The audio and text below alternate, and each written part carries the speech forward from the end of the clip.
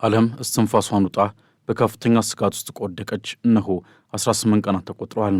በኢራን በአሜሪካና በእስራኤል መካከል የተቀሰቀሰው የአስከፊ ጦርነት የቀጠናውን መልክ ብቻ ሳይሆን የዓለምን የኃይል ሚዛን ጭምር እየቀየረው ቀጥሏል። የአውሮፓን ሰላም ለ7 አስርተ ዓመታት ጠብቆ የቆየውና የምዕራቢያን የብረት ግንብ ተብሎ የሚጠራው የሰሜን አትላንቲክ የጦር ቃል ኪዳን ድርጅት ኔቶ በኢራንና በእስራኤል አሜሪካ ጦርነት ምክንያትም እስከ ወዲያኛው ሊፈርስ በሚችልበት የታሪክ አፋፍ ላይ ቆሟል። ዛሬ የምንመለከተው በቴህራንና በዋሽንግተን መካከል ያለውን የሚሳኤል ልውውጥ ብቻ ሳይሆን ከሁለተኛው የዓለም ጦርነት በኋላ የተገነባው የዓለም የደህንነት መዋቅር በጦርነቱ ምክንያት ያንዣበበበትን የመገነጣጠል ስጋት ነው። ፕሬዚዳንት ዶናልድ ትራምፕ በኤርፎርስ ዋን ላይ ሆነው ለዓለም ያስተላለፉት አስቸኳይ ጥሪም የኔቶን መከፋፈል ለታሪክ በሚመዘግብ መልኩ አጋልጦታል። ትራምፕ የኔቶ ሀገራት የጦር መርከቦቻቸውን ወደ ሆርሙዞች መጥ በመላክ የዓለምን የነዳጅ ደም ስር እንዲያስከፍቱ በይፋ ቢጠይቁም ከአውሮፓ ዋና ከተሞች የተሰማው ምላሽ ግን አንተባበርም የሚል ቀዝቃዛና አስደንጋጭ ዜና ነበር። ይህ ኔቶ የተባለው ግዙፍ ወታደራዊ ጥምረት ታሪኩ የሚጀምረው በአውሮፓውያን አቆጣጠር ሚያዝያ 4 ቀን 1949 ዋሽንግተን ዲሲ ውስጥ ነው። በወቅቱ ዓለም ከሁለተኛው ዓለም ጦርነት ማግስት በሁለት ጎራ ተከፍላ ነበር። በአንድ በኩል በአሜሪካ የሚመራው የካፒታሊዝም ጎራ፣ በሌላ በኩል ደግሞ በሶቪየት ህብረት የሚመራው የኮሚኒዝም አሳሰብ። ኔቶ የተመሰረተው የሶቪየት ህብረትን መስፋፋት ለመግታትና በአውሮፓ ላይ ሊሰነዘር የሚችለውን ማንኛውንም ጥቃት በጋራ ለመመከት ነበር። አውሮፓም በናዚ ጦርነት ደቃ የሶቪየት ህብረት ኮሚኒዝም በአገሪቱ ላይ ጥላውን በዘረጋበት ወቅትም አሜሪካና ካናዳ ከአውሮፓ ሀገራት ጋር በመሆን በአንዱ ላይ የተሰነዘረ ጥቃት በሁሉም ላይ እንደተሰነዘረ ይቆጠራል የሚለውን ታሪካዊውን የአንቀጽ 5 መመሪያ ይዘው ተነሱ። ኔቶ ባለፉት 75 ዓመታት ውስጥም የቀዝቃዛውን ጦርነት ያለ ቀጥተኛ ግጭት በድል እንዲጠናቀቅ ማድረግ፣ የሶቪየትን ግስጋሴ በመግታት በባልካን ሀገራት የዘር ማጥፋትን በማስቆምና ከ9/11 የሽብር ጥቃት በኋላ ለመጀመሪያ ጊዜ አንቀጽ 5 በመጠቀም አሸባሪነትን በመዋጋት ረገድ ታላላቅ ስኬቶችን አስመዝግቧል። ሆኖም ግን ይህ ጥምረት ዛሬ በኢራን ጦርነት ምክንያት እስከ መሰረቱ እየተናወጠ ነው። እንደ አውሮፓውያን አቆጣጠር በ2016 ዶናልድ ትራምፕ ለመጀመሪያ ጊዜ ወደ ስልጣን ሲመጡ ኔቶ ታይቶ የማይታወቅ ፈተና ገጥሞት ነበር። ትራምፕ አሜሪካ ትቅደም በሚል መርህ ይዘው በመምጣታቸው አሜሪካ ለኔቶ የምታደርገውን ከፍተኛ የገንዘብና የጦር መሳሪያ ድጋፍ በጥርጣሬ መመልከት ጀመሩ። ትራምፕ ለሁለተኛ ጊዜ ወደ ስልጣን ከመምጣታቸው በፊትም በተደጋጋሚ ኔቶን ጊዜ ያለፈበት በማለት ሲያጥላሉት የቆዩ ሲሆን አውሮፓውያንም በአሜሪካ ትከሻ ላይ ተቀምጠው በነጻ ጥበቃ እያገኙ ነው የሚል ጽኑ እምነት አላቸው። አሜሪካ የኔቶን በጀት ከ70% በላይ ትሸፍናለች። የአውሮፓ ሀገራት ግን ከሀገራዊ ጥቅል ምርታቸው 2% እንኳን ለጦር ኃይላቸው አይመድቡም በሚል ትራምፕ አጋሮቻቸውን ክፉኛ ቁሱም ነበር። ይዛቻ ዝም ብሎ የቃላት ጦርነት ብቻ አልነበረም። ትራምፕ አውሮፓውያን ድርሻቸውን የማይከፍሉ ከሆነ አሜሪካ ከኔቶ ልትወጣ ትችላለች የሚል አስደንጋጭ ማስጠንቀቂያን እስከ መስጠት ደርሰዋል። አሜሪካም ከኔቶ ብትወጣ ኖሮ አውሮፓ ለሩሲያ ወረራ ተጋላጭ ትሆናለች፣ የዓለም የጸጥታ ሚዛንም ይናጋል የሚለው ስጋት በአውሮፓውያን ዘንድ እንዲበረታ አድርጓል። እንዲሁም የምዕራቢያን የበላይነት ያበቃለት ይሆናል የሚለው ስጋት በወቅቱ አንዣቦ ነበር። ይህ በኔቶ ውስጥ የነበረው አለመግባባት ደግሞ በኢራን ጉዳይ ላይ በግልጽ ወለል ብሎ ታየም። በተለይም በሆርሙዞች መጥ ላይ የተፈጠረው ውጥረት የአውሮፓና የአሜሪካን ልዩነት በይበልጥ አሰፋም። የሆርሙዞች መጥ በዓለም ላይ ካለው የነዳጅ ንግድ 1/5 የሚያልፍበት እጅግ ወሳኝ ስፍራ ነው። ትራምፕ ከኢራን የኒውክሌር ስምምነት ከወጡ በኋላ በኢራን ላይ ከፍተኛ ጫና የመፍጠር ፖሊሲን እየተከተሉ ነው። በዚህ ምክንያት ከ17 ቀናት በፊት ከእስራኤል ጋር በመሆን ኢራን ላይ ቀጥተኛ ወረራ ጀመሩ። ኢራን በወሽመጡ ላይ የነዳጅ መርከቦችን ማገትና ማጥቃት ስትጀምርም ትራምፕ የኔቶ ሀገራት የጦር መርከቦቻቸውን በመላክ ወሽመጡን ለማስከፈት እንዲተባበሯቸው ጥሪ ያቀረቡ። ሆኖም ምላሹ ከአሜሪካ አጋሮች ዘንድ ቀዝቃዛ ነበር።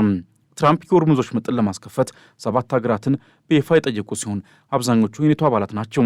ይሁን እንጂ የጀርመኑ መሪ ፍሬድሪሽ ሜርዝና የእንግሊዙ መሪ ኬር ስታርመር የትራምፕን ጥሪ ውድቅ አድርገውታል።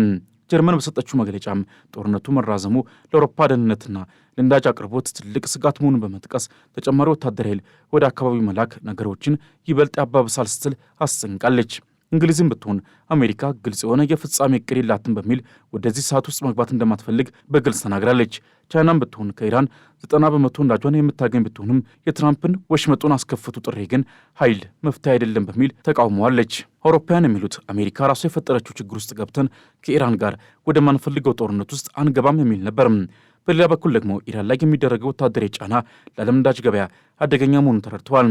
ትራምፕ ግን ይህንን የአጋሮቻቸውን እምቢተኝነት እንደ ክህደት ቆጥረውታል።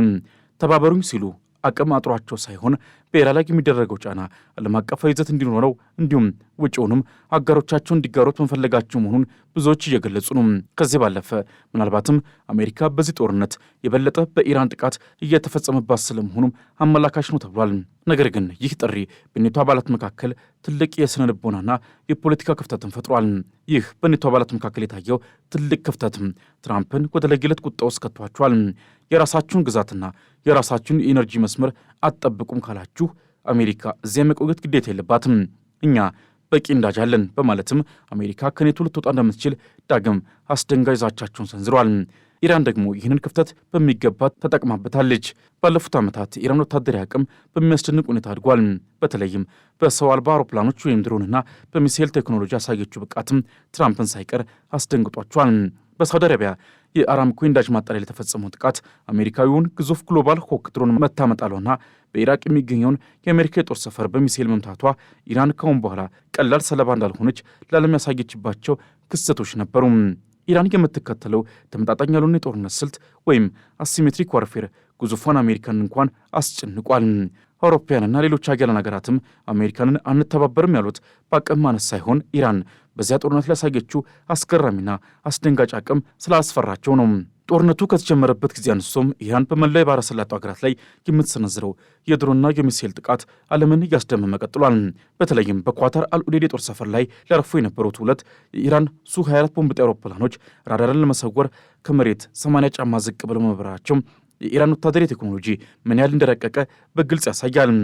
ትራምፕ ሳይቀሩ ኢራን በወሽመጡ ላይ ፈንጂዎችን በመጣል ዓለምን ማወቅ ትችላለች ሲሉ የኢራን የመከላከል አቅም እውቅና ሰጥተዋል።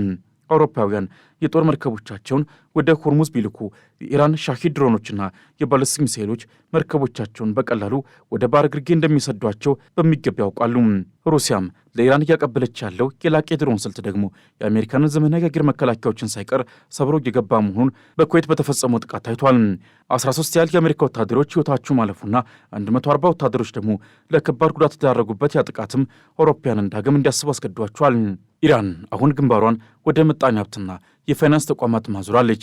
የኢራን ወታደራዊ እዝ ሀታም አልአንቢያ በመላው መካከለኛው ምስራቅ የሚገኙ የአሜሪካና የእስራኤል ጥቅም ያላቸውን ባንኮች እንደሚመታ አስጠንቅቋል። ሲቪሎች ከእነዚህ ባንኮች ይራቁ የሚለው አዋጅም ጦርነቱ ከባሩድ ባለፈ ወደ ዲጂታልና የገንዘብ ውድመት መዛመቱን ያሳያል። በባህሬን የሚገኘው የአማዞን ዳታ ማዕከልም በኢራን ድሮን መመታቱ ኢራን የጠላቶቿን የስለላና የመረጃ መዋቅር የማፈራረስ አቅም እንዳላት ያሳየችበት ክስተት ሆኗል። ይህ ደግሞ አሜሪካንን ብቻ ሳይሆን መላውን የገልፍ ሀገራት በከፍተኛ ስጋት ውስጥ ጥሏቸዋል። በዱባይ አየር ማረፊያ አቅራቢያ የነዳጅ ማጠራቀሚያ በድሮን መጋየቱና በረራዎች መቋረጣቸውም የኢራን ዛቻ ተራ ቃላት አለመሆናቸውን በተግባር አሳይቷል። ትራምፕ ተባበሩኝ ሲሉ አውሮፓውያን የጦርነቱን ውጪና ኪሳራ እንዲጋሩላቸውም መፈለጋቸው ነው። አሜሪካ ለመጀመሪያው ሳምንት ጦርነት ብቻ 11.3 ቢሊዮን ዶላር አውጥታለች። ይህ ግዙፍ ወጪም አሜሪካንን ለከፋ ኢኮኖሚ ቀውስ ሊዳረጋት ይችላል። በሌላ በኩል የኔቶ ሀገራት ጦርነቱ ወደ አውሮፓ እንዲዛመትና በሚሊዮኖች የሚቆጠሩ ስደተኞች ወደ ሀገሪቱ እንዲጎርፉ ከፍተኛ ስጋት አላቸው። የኢራን የውጭ ጉዳይ ሚኒስትር አባስ አራግቺም ትራምፕን ዲፕሎማሲውን ቦምብ አድርገውታል ብለው ሲሆነጅሉ አውሮፓውያንም ይህን ሀሳብ በውስጣቸው የደገፉት ነው። አሜሪካ ከኔቶ የምትወጣ ከሆነ ደግሞ አውሮፓ ያለ አሜሪካ የኒኩሌር ጥበቃና ወታደራዊ ኃይል ለሩሲያ ግልጽ ኢላማ ትሆናለች። ፑቲን ይህን አጋጣሚ ጠቅሞም አውሮፓን ሊያምሱ ይችላሉ የሚለው ስጋት ደግሞ ነገሩን ይበልጥ ያከረዋል። አሜሪካም ለኔቶ የምታደርገው አስተዋጽኦ መቋረጥ ማለት ኔቶ መቃብር ውስጥ ገባ ማለት ነው። በዚህ ሁሉ ጥንቅጥ ውስጥ አዲሱ የበላይ መሪ ሙጅተባ ካሚኒ አገሪቱን ለቀው ወደ ሩሲያ ተሻግሯል የሚሉ ወሬዎች እየተናፈሱ ነው። በኢራን በኩል ግን አገዛዙ ይበልጥ ጠንካራ ነው ለማሳየት ጥረት እየተደረገ ነው። ሰሜን ኮሪያም ለአዲሱ መሪ የሰጠችው ግልጽ ድጋፍና የአሜሪካንን ጥቃት ህገወጥ ስትል ማውገዟ አዲስ የኃይል ሚዛን በመፈጠር ላይ መሆኑን ያሳያል። ሩሲያን በበኩሏ ለኢራን የላቀ የድሮን ስልት በማሰማር አሜሪካንን በቀጥታ እየተገዳደረች ነው። የኢራን ጦር አሁን ከሪሲፕሮካሊትስ ወይም ከእያንዳንዱ የምታጸፋ ከመስጠት ወጥቶ ወደ ኮንቲኒስ ስትራይክስ ወይም ተከታታይ ጥቃት አሸጋግራለሁ ማለቱ ጦርነቱ ወደማይመለስበት የጥፋት ደረጃ መሸጋገሩን ያረጋግጣል። አሜሪካና እስራኤል የኢራን የኒውክሌር ወታደራዊ ተቋማት በከፍተኛ ሁኔታ እየደበደቡ ቢሆንም ኢራንን በበኩሏ በመቶ ሺዎች የሚቆጠሩ ሚሳኤሎችን ወደ እስራኤልና በገልፍ ሀገራት ወደሚገኙ የአሜሪካ ይዞታዎች እየተኮሰች ትገኛለች። የሆርሙዝ ወሽመጥ ዛሬ ተዘግቷል። የዓለምም ኢኮኖሚ ክፉኛ ተናግቷል። የአውሮፓ ሀገራት ዛሬም ቢሆን በሁለት ተከፍሏል። አንዳንዶቹ አሜሪካንን በግልጽ እየደገፉ ሲሆን እንደ ጀርመን ያሉ ሀገራት ግን አሁንም ከቀጥተኛ ተሳትፎ ተቆጥቧል። ይህ ክፍተት ደግሞ ለኢራን ትልቅ የፖለቲካ ድል ሆኖላታል። ትራምፕ ከዓመታት በፊት ኔቶ ይፈርሳል ሲሉ የዛቱት ዛቻም ዛሬ በተግባር እየታየ ይመስላል። አሜሪካ ለኔቶ የምታደርገው ድጋፍ ቢቀንስ ወይም ሙሉ በሙሉ ቢቆም አውሮፓ ራሷን የመከላከል አቅም እንደሌላት ዛሬ በግልጽ እየታየ ነው። አሜሪካ ከኔቶ ብትወጣ ኖሮ ዛሬ ኢራን ላይ የሚደረገው ዘመቻ ቀርቶ አውሮፓ ራሷ በሩሲያና በሌሎች ኃይሎች ፊት ተንበረካኪ ትሆን ነበር። ኢራን ከጊዜ ወደ ጊዜ እያሳየች ያለችው አቅምም ትራምፕን ጭምር የመደራደር ፍላጎት እንዲያድርባቸው አድርጓል። ምንም እንኳን ትራምፕ ኢራን በጣም ለመደራደር ትፈልጋለች ቢሉም በምድር ላይ ያለ እውነታ ግን ኢራን በገልፍ ሀገራት ላይ በሚገኙ የአሜሪካ ንብረቶች ላይ ያለለሰለሰ ጥቃት እየፈጸመች መሆኑ ነው። በባህሬን የሚገኘው የአማዞን ዳታ ማዕከል መመታቱ፣ በዱባይ አየር ማረፊያ አቅራቢያ የነዳጅ ማጠራቀሚያ መጋየቱ፣ እንዲሁም በሳውዲ ሰማይ ላይ የሚታየው የድሮን መንጋ ኢራን በአካባቢው ያለን ማንኛውንም የአሜሪካ ወዳጅ አመድ የማድረግ አቅም እንዳላት በተግባር አሳይታለች። ይህ ደግሞ አሜሪካ በቀጠና ያላትን የበላይነት ጥያቄ ውስጥ ከቶታል። የኔቶ ሀገራትም በዚህ ጦርነት ውስጥ እጃቸውን ላለማስገባት መወሰናቸው ኢራን ጦርነቱን በብቸኝነት ከአሜሪካና ከእስራኤል ጋር እንድትገጥም እድል ሰጥቷታል። አሁን ትልቁ ጥያቄ አሜሪካ ከኔቶ ትወጣለች የሚለው ነው። ትራምፕ ዛቻቸውን ተግባራዊ የሚያደርጉ ከሆነ የ75 ዓመቱ ታሪካዊ ጥምረት በአንድ ጀንበር የሚፈርስ ይሆናል። ይህ ደግሞ ዓለምን ወደ ለየለት ወታደራዊ አናርኪ ውስጥ የሚከታት ይሆናል። ጃፓንና አውስትራሊያም መርከብ አንልክም ማለታቸው አሜሪካ በፓሲፊክ ውቅያኖስም ቢሆን ብቸኛ የሆነች መሆኗን ያሳያል። ቻይና የትራምፕን ዛቻ በመናቅ ጉባኤው ቢሰረዝም ግድ የለኝም ማለቷ የአሜሪካንን የዓለም ፖሊሲነት ክብር አፈር አስረግጦታል። በአጠቃላይ የሆርሙዞች ወሽመጥ መዘጋትና የኔቶ አባላት ዝምታ ተደምረው አሜሪካንን በታሪክ አይታው በማታውቀው አጣብቅኝ ውስጥ ከቷታል። ኢራን የኔቶን ክፍተት በመጠቀምም አጸፏን እያበረታች ባለችበት በዚህ ሰዓትም ዓለም አሁን በትልቁ የምትጠባበቀው የትራምፕን ቀጣይ እርምጃ ነው። ወይ ትራምፕ ከኔቶ ወጥተው አውሮፓን ለብቻው ይተጓሉ፣ አለበለዚያም አውሮፓውያን ተገደው ወደ ኢራን እሳት ውስጥ ይገባሉ። ጦርነቱ ይቀጥላል። የጥፋት ደመናውም በኔቶና በመላው ዓለም ላይ አሁንም እንደተንሳፈፈ ነው። ለዛሬ በዚሁ አበቃን።